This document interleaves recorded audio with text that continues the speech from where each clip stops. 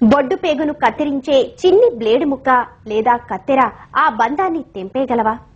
ఇప్పటి వరకు మనకు తెలిసింది అదే. కానీ కోసి చెత్తలో పారేసే ఆ చిన్ని పేగు ముక్కలో తల్లి తన బిడ్డ కోసం జీవితానికి సరిపడా జీవధాతువుల్ని దాచి ఉంచుతుంది. అదే స్టెమ్ సెల్. బొడ్డు పేగులో అమ్మ తనకు తెలియకుండానే భద్రపరిచిన ఆ జీవరహస్యం ఈ రోజు 30 Minutes లో చూద్దాం.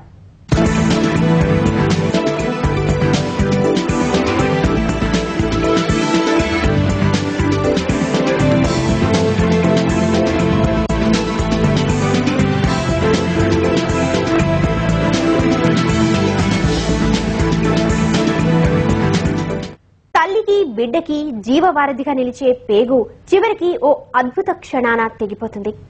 మానసిక పేగు బంధం తల్లి బిడ్డల మధ్య బతుకంతా కొనసాగుతుంది.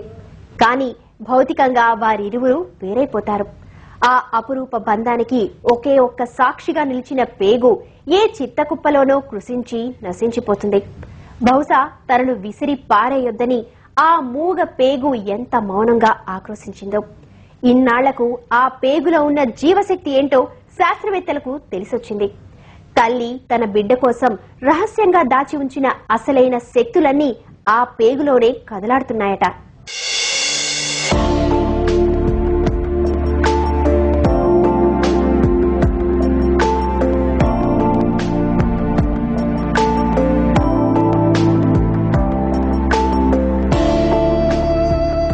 తల్లి రూపాన్నిస్తుంది. తల్లి ప్రాణం పోస్తుంది. 9 మాసాల పాటు తన లోపలి తల్లి పేగుని రక్షణ వలయంగా చేసి బిడ్డను పెంచిన అమ్మ ఆ తర్వాత శిశువును ఈ విశాల విశ్వంలోకి ప్రవేశపెడుతుంది. తల్లి బిడ్డలు వేరుపడుతున్న ఆ మహత్తర క్షణం సమస్త సృష్టికే మూలధనం. ఇద్దరిని 9 నెలలు కలిపి ఉంచే పేగే చివరికి ఇద్దరి స్వేచ్ఛకు అడ్డొస్తుంది. ఇక ఆ పేగు బంధాన్ని కత్తిరించే ఘడియ అనివార్యమవుతుంది. అయితే ఇప్పటిదాకా తల్లి బిడ్డల్ని వేరు చేయడానికి కత్తిరించి పడేసే ఆ చిన్న పేగు మొక్కే బ్రహ్మాండమంత జీవరహస్యాన్ని కడుపులో దాచుకుందని ఇప్పుడిప్పుడే ప్రపంచానికి తెలుస్తోంది.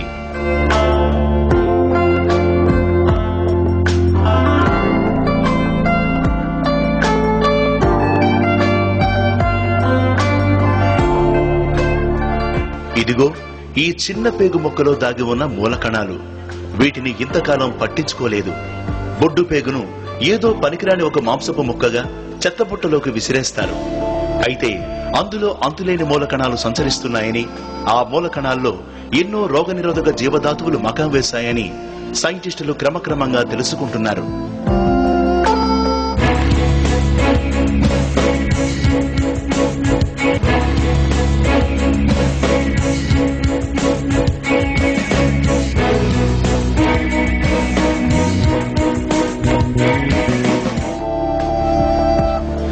శిశువును జీవితమంతా కాపాడే స్టెమ్ సెల్స్ కత్తిరించి పారేసే బొడ్డు పేగులో దాగి ఉన్నాయట. భవిష్యత్తులో ఆ బిడ్డకు ఏ రోగం వచ్చినా, అదెంత భయంకర రోగమైనా ఆ రోగం సోకిన అవయవాన్ని మరమ్మతులు చేసే శక్తి ఆ మూలకణాలకు ఉంది. అందుకే ఇప్పుడు ప్రపంచమంతా హడావిడిగా పుట్టే ప్రతి బిడ్డ బొడ్డు పేగును భద్రపరిచే పనిలో నిమగ్నమైంది. దీంతో అటు వ్యాపారవేత్తల కన్ను దీని మీద పడింది. ఆ విషయం ఎలా ఉన్నా ఇప్పుడు స్టెమ్ సెల్స్ మాత్రం గొప్ప సెన్సేషనల్ న్యూస్ గా మారిపోయాయి.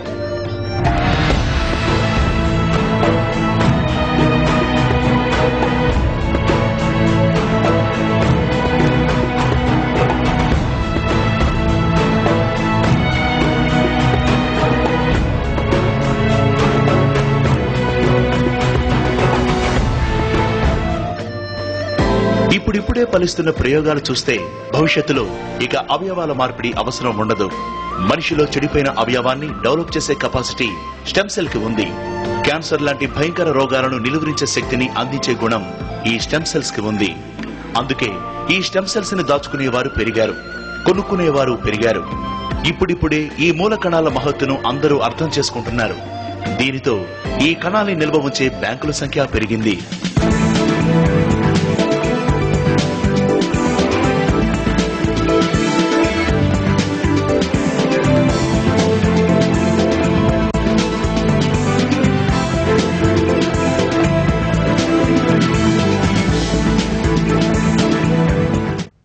ఇంతకీ ఈ స్టెమ్ సెల్స్ అంటే ఏంటి?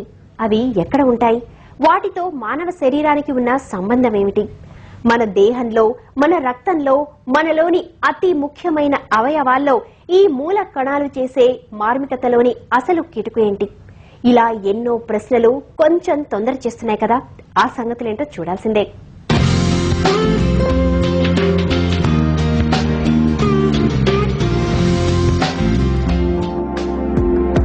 మనిషి ప్రాణ ప్రస్థానాన్ని ఈ మూల కణాలే నిర్దేశిస్తాయి. మూల కణాలు ఎముకల్లోని మూలుగుల్లో ఉంటాయని ఇప్పటి వరకు తెలిసిన విషయం. మనం బతికి ఉన్నంత కాలం ఇవి కొత్త కణాలను ఉత్పత్తి చేస్తూనే ఉంటాయి.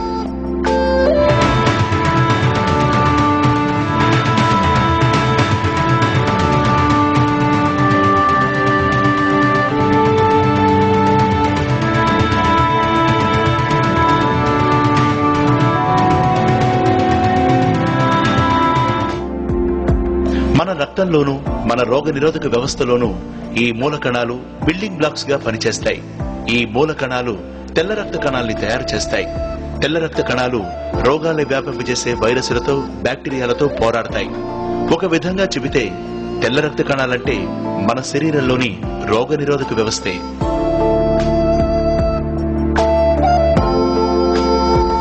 ఎర్ర రక్త కణాలు కూడా మూల కణాల నుంచే తయారవుతాయి.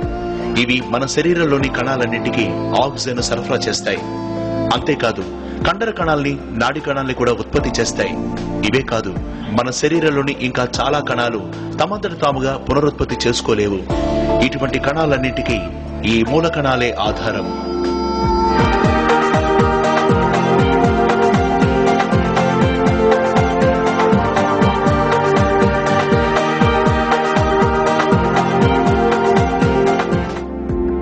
ఇప్పుడు శాస్త్రవేత్తలు ఈ మూల కణం గుట్టు రట్టు చేశారు.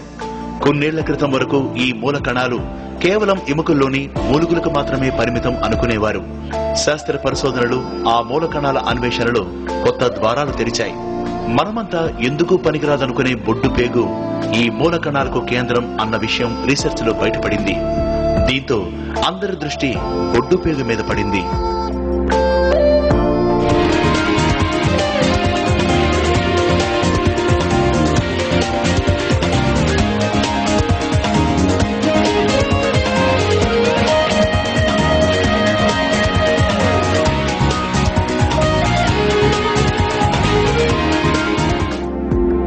మానవుడి శరీరంలో ఏ పార్ట్ నైనా పునర్నిర్మించే శక్తి ఇంత చిన్న బొడ్డు పేగులో ఉన్న ఒక చిన్న కణానికి ఉందంటే ఆశ్చర్యంగా ఉంది కదూ.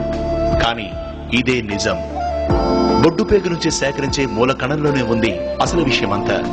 ఈ మూల కణానికి ఉన్న ప్రత్యేకతలు అన్నీ ఇన్ని కాదు. ఇది కణ విభజన చెందుతూ కొన్ని ప్రత్యేకమైన కణాలుగా రూపొందుతుంది. మన శరీరంలో ఉండే ఏ అవయవానికి సంబంధించిన కణజాలన్నైనా ఈ మూల కణంతో రూపొందించవచ్చు. అదే ఈ మూల కణం ప్రత్యేకత.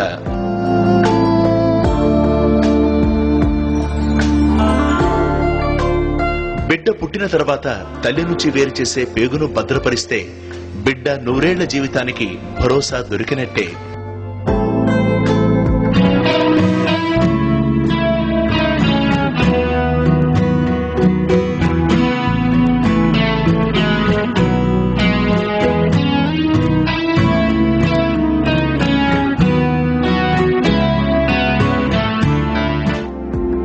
బిడ్డ పుట్టిన 10 నిమిషాల్లోనే ఈ బొడ్డు పేగును భద్రపరచాల్సి ఉంటుంది. 196 డిగ్రీల సెల్సియస్ టెంపరేచర్ దగ్గర లిక్విడ్ నైట్రోజన్ లో ఫ్రీజ్ చేసి దీనిని నిల్వ చేస్తారు.